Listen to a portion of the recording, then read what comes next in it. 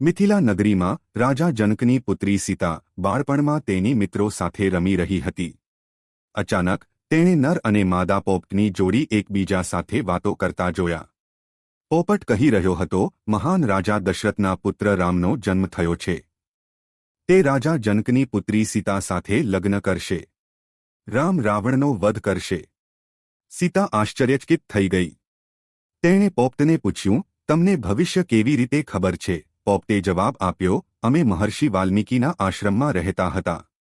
ત્યાં વાલ્મીકી તેમના શિષ્યોને રામની વાર્તા કહી રહ્યા હતા. અમે બધું સાંભળ્યું.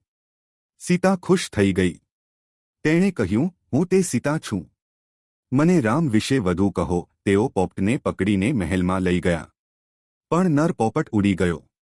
ગર્ભવતી માદા પોપટ સીતા સાથે જ રહી ગઈ. નર પોપટ દુઃખી થઈને તેની પત્ની વગર ભટકતો રહ્યો. આખરે માદા પોપટ આ વિયોગ સહન ન કરી શકી અને મૃત્યુ પામી. ગુસ્સામાં નર પોપટે સીતાને શ્રાપ આપ્યો, જેમ મેં મારી ગર્ભવતી પત્નીથી વિયોગ સહન કર્યો, તેમ તું ગર્ભવતી થઈને તારા પતિથી વિયોગ સહન કરશે. અને એવું જ થયું. લંકા વિજય પછી જ્યારે સીતા લવ અને કુશની માતા બની, ત્યારે લોકોના શંકાને કારણે શ્રીરામે તેને વાલ્મીકીના આશ્રમમાં મોકલી દીધી. આ વિયોગના પરિણામો આવ્યા, પરંતુ બધું જ દૈવી રમતમાં હતું. દેવી હોવા છતાં વ્યક્તિએ પોતાના કાર્યોના પરિણામો ભોગવવા પડે છે. આ વાર્તા રામાયણના પૂરક પદ્મ પુરાણમાંથી લેવામાં આવી છે.